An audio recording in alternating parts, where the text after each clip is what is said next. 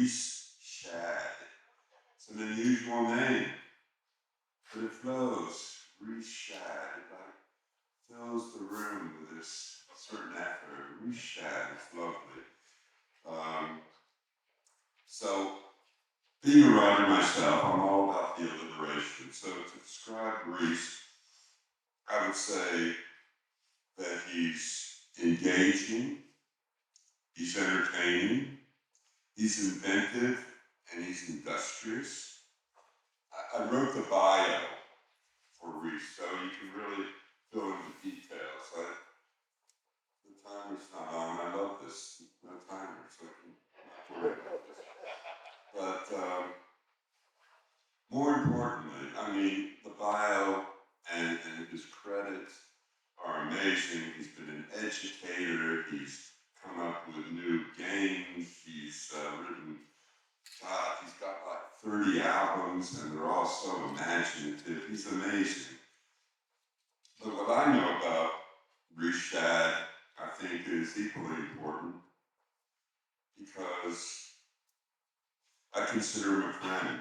And I will tell you this, that Rees Shad is the friend you've always wanted to have when you thought about what kind of person do I want to, be in my circle.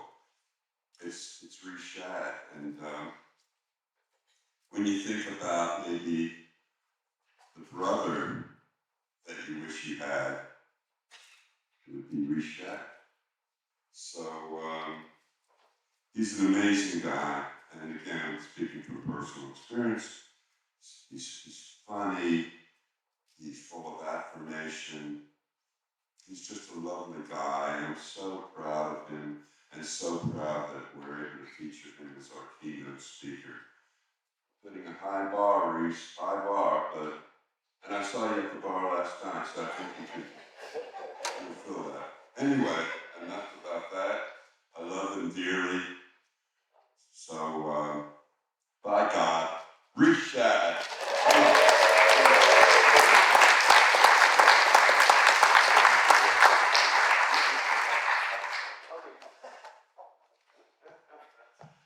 Wow. Hi. Can't see anybody. It's very comfortable. Just talking in my mirror in the morning. First, thanks for everything, SERFA, and folk lines. There were years when I was making music in a recording studio by myself, and I lost touch with this tribe. And it's really great to be connected with you all. I was pretty damn shocked when I was called to do this thing called a Keynote. And even though I've been making music professionally for my entire life, I'm not really all that well known, right? I mean, that's part of the paradox of my professional life. It's testament to both my successes and my many failures.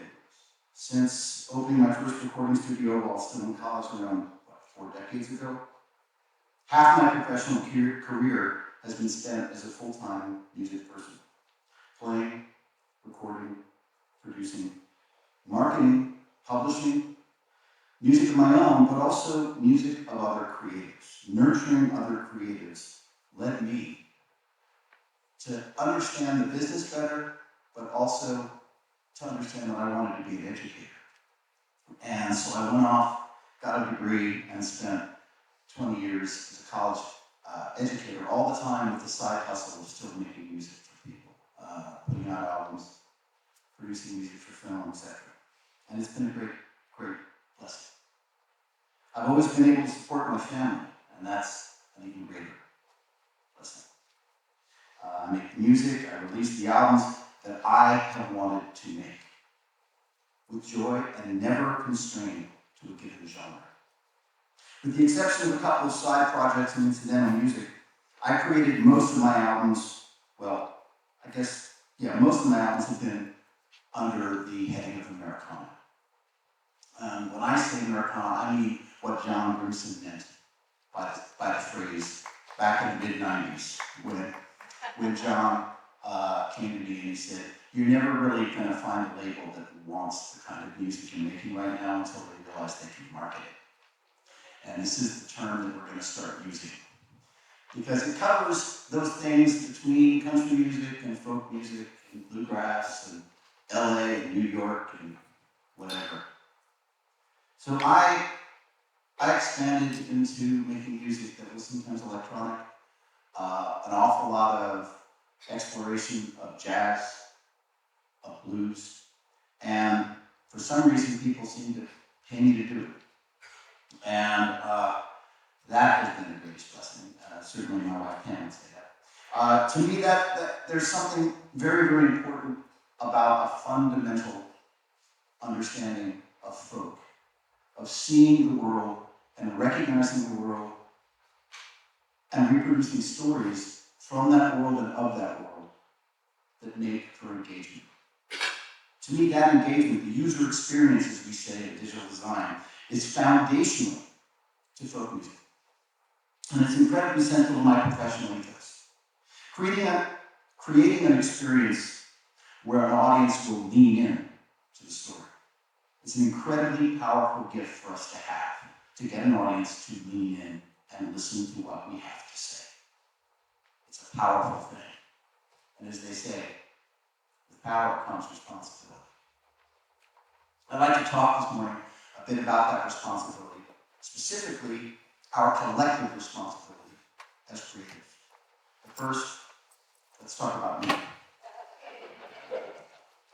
I was adopted into a family of New York lawyers, and I survived. I grew up at a dinner table where rhetorical arguments were more common than butter on a butter plate. My mother was from Arkansas, my dad was from Utah, by way of Southern California, Hollywood to be exact. And while they were terrific friends, they embraced very, very different politics. And the dinner table at my home, well, there were differences that played out like a courtroom drama, literally.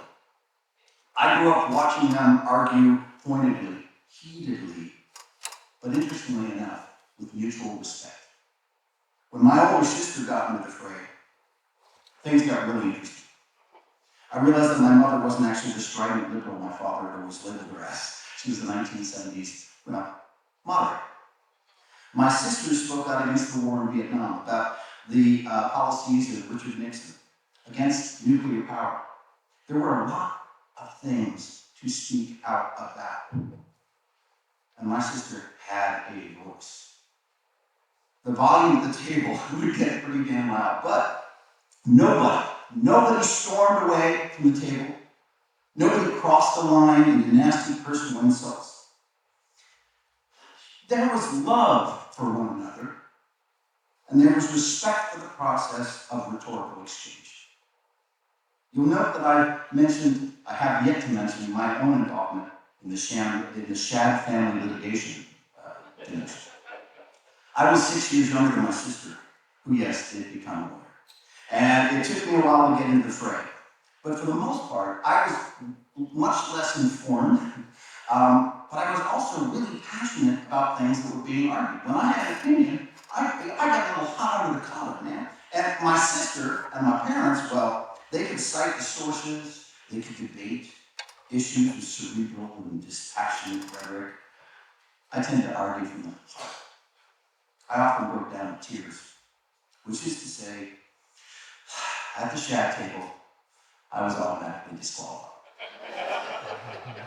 It was obvious early on that Rees wasn't going to law school and would be the one in the family to pursue more creative endeavors. To their credit, my family has always supported me in this.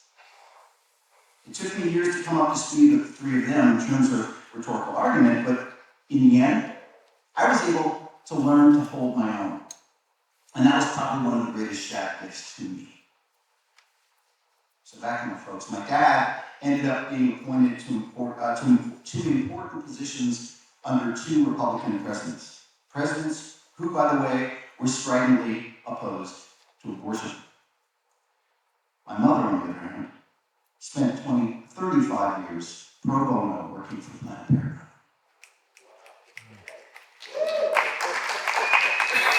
If you were listening earlier, you will remember that I am adopted into this family. While my mother fervently promoted family planning and fought for a woman's right to control her body, she also gave generously of her time and her money to nonprofit adoption groups. In some families, this would be seen as hypocritical. When your mom's, pro-choice, but she's adoption, maybe you wouldn't have happened. Well, I don't see it that way. And my mother wanted a woman to choose rather than be forced to do anything.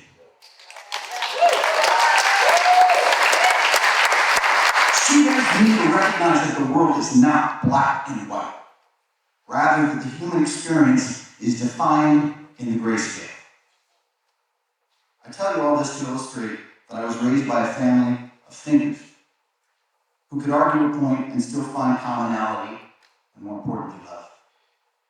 It taught me to question authority, but with respectful civility. It taught me the importance of informing myself, doing the research, and just as importantly, it taught me to actually question myself. My mother used to say, when you point a finger at someone, you got three little ones pointing right back at you. She was teaching me that I needed to recognize the voice of my own failures and desires, speaking out when I heard. The personal investment that I might be glossing over, that it wasn't always about me. Thanks, Mom. While I've always been an artist, I'm also an academic. So while I trust and follow my heart, I work hard to analyze its motives. I endeavor to question my own belief systems as fervently as I do those of others. And this sort of exploration has provided me the grist for the mill that has helped me be as prolific in my songwriting and my creative life as I have. But why I'm bringing all this up is that I've always been comfortable with rhetorical conflict, with arguing a point in an ardent exchange of viewpoint, especially when it comes from different sides of an issue. Quite frankly, it freaks me out when a bunch of people I know agree with everything I think. But I'm also just as freaked out when people can't hear my side of the argument at all.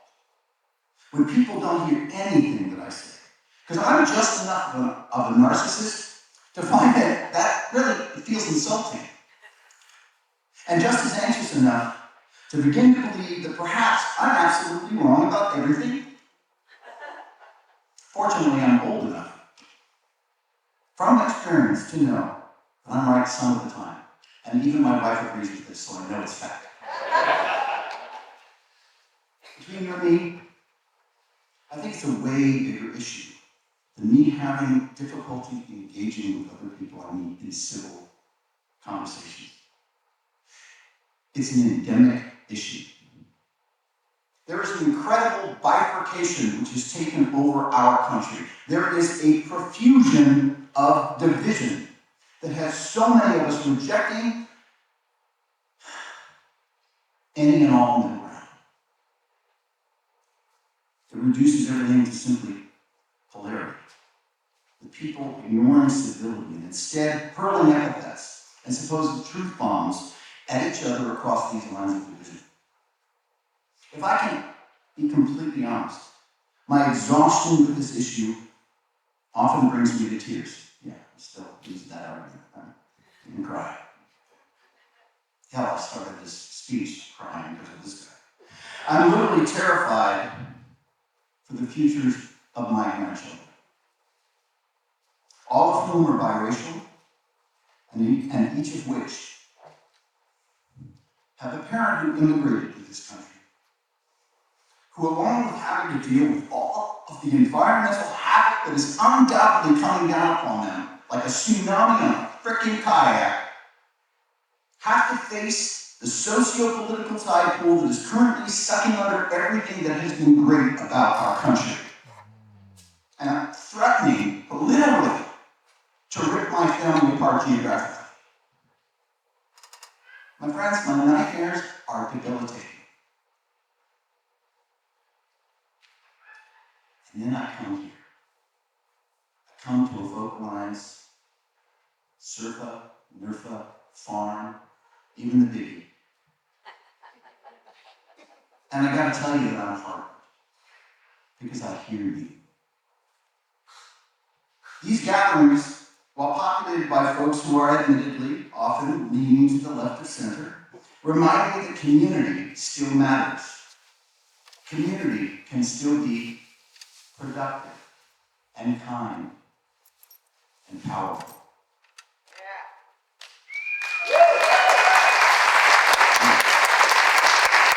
If you know me, you know I've worn a lot of hats in my life. And I've been lucky enough to learn along the way. I've been a businessman, I've been a musician, I've been out on the road as a singer-songwriter, built recording studios. I hoodwinked a woman to marry me and stay with me for almost half a century now. In fact, I played a small role in creating a couple of children with her who are smarter than I am, who remind me of that every time we have a meal. But those family gatherings, it's important to say, do not involve screaming and name calling across political lines. We don't get hurtful.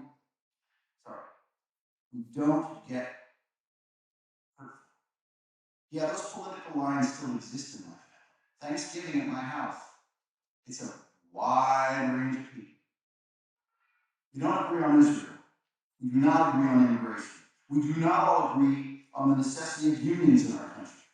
Some of us are still wrestling with pronouns and trying to figure out what letter means what. To whom? We do not agree on socialized medicine. And yet, we talk it out. We recognize differences of opinion with respect, and we do not expect to convince another person of our beliefs by the end of the discussion. We hold this truth as self-evident. Human beings can learn from one another, and more often than not, we do. As an educator, I believe in the andragogy of inspiring empathy in order to widen another human being's awareness. Now, I know that's a big word that you probably have not even heard before. Andragogy. It's a terrific word. Andragogy, like pedagogy, describes the systems with which we teach. However, pedagogy refers primarily to systems with which we teach children, while andragogy includes adult education and often refers to systems involving self-directed and experiential learning. Simply put, for the purposes of my talk, it's less paternalistic, it's less preachy. Because I don't think you dictate empathy, but you can inspire. What I have found is that I can sing a song about a character who you might not otherwise relate to, and it will help inspire empathy for and with that character in the listener. I can get someone who is vehemently on the other side of an issue to look at the world from my point of view when I mask it in a parable, when I wrap it up in an engaging and somewhat relatable character. That, my friends, is the political discourse that we here can and should undertake as creatives. We need to let our art raise questions in the minds of our audiences that they might not otherwise consider. We need to sow the seeds of self-questioning in the extremists who wish to divide us as a country. And I'm talking about the extremists from both sides of the aisle. My mother used to say that without a middle ground, we're two separate continents. And folks, let's face it, these tectonic plates of extremism in our country are tearing us asunder, as they have not done since the 19th century. There are those who would argue that art needs to be direct, the extreme harsh reality. Look, the art and politics don't mix argument. While I understand it, I don't know. I guess I understand the need for escape. I mean, it's not like all my songs are about politics. There's usually something buried in there, though. Especially, I guess, in today's world. I think I'm getting more active with this because of this bifurcation that I'm experiencing. I believe that there's a balance, though, to be struck. I mean, we are entertainers, but we're also artists. And as dear Nina Simone said, an artist's duty is to reflect the times. To me, that means getting into the thick of it. The thick of it with stories and conflicts that we observe in the world. Politics, therefore, is not to be ignored. That said, I'm not a fan of overly didactic political songs. Songs that tell me what to think rather than inspire me to rethink what I think. The true craft of political art, in my opinion, obviously, is the subtlety of the lead. How we entice the audience to consider our perspective. How we seduce for our cause. As creatives, we need to do more than simply preach to the choir. The songs that change minds are the songs that shift empathy.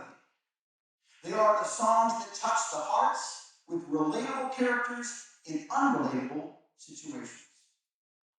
Don't tell your audiences what to do. Show them how it feels.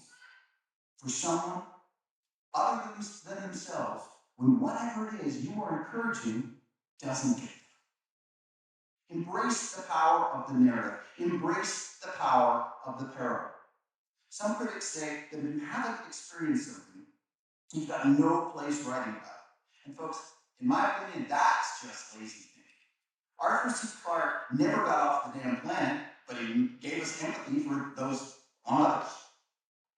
Dylan, as far as I know, is not a boxer, but he let us see the world through the eyes of a wrongfully accused prizefighter of color. No, Bob Dylan is not a black man. No, you don't have to be the subject of your story.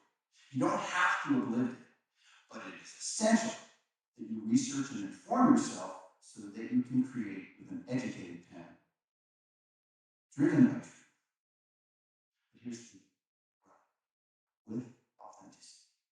When I use the word authenticity, many folks in the room are probably wondering, well, if you can't speak from experience, how can it be authentic? Well, in my mind, authenticity comes from passion. If you truly care about the subject, there is inherent authenticity.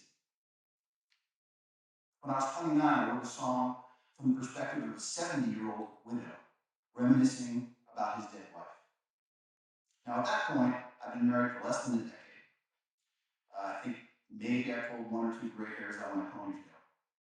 And all my joints were well oiled and did not just or give me pain. But the song connected with people. It's racked up literally millions of streams. I've been approached by widows and widowers around the world who have complimented me on the song, and even thanked me for verbalizing their anguish. An anguish that, thank God, I have yet to experience. Fiction, when well-informed and created with a well-defined, well-developed, and heartfelt voice, and it carries with it authenticity. So all you creators, consider this. Take your passions, inform yourselves, examine the arguments and the counter-arguments. Look for stories that will captivate, that will inspire question, and nurture the empathy. Nurture the empathy inherent in your listening, in order to guide them to new places, to new thoughts, toward the common ground we all so desperately need to meet. Margaret Atwood, the author of Handmaid's Tale, said that a word after a word after a word is power. And as I look out at Israel, I see an army of righteous storytellers. Right now, I'm like, you know,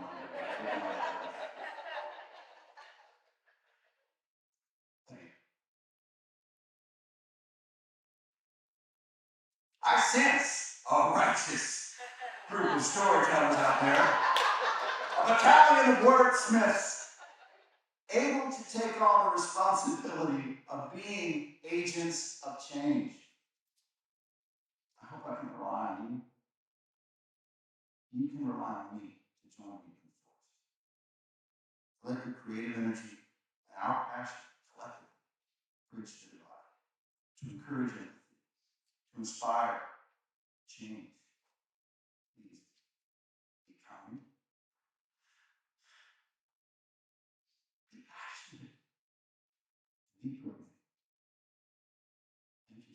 listening to my rhythm.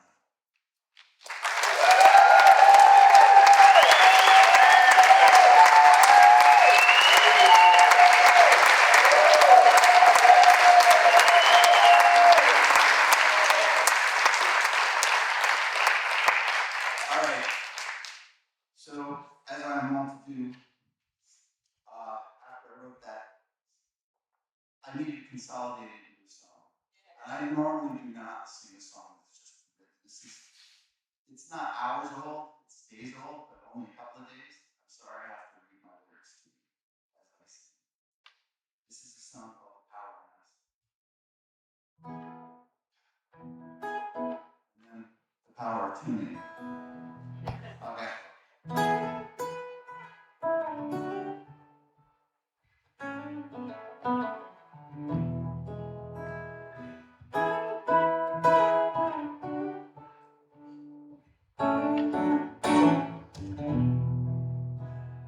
Talking head TV and circles, it leads me to wonder if anything's true. Just like the riddle of me and you, there's a real crying out to be free. Iron or certainty, therefore discovery. We just need to get past that rust. Word after word after word is the power in us. Oh, word after word is the power in us.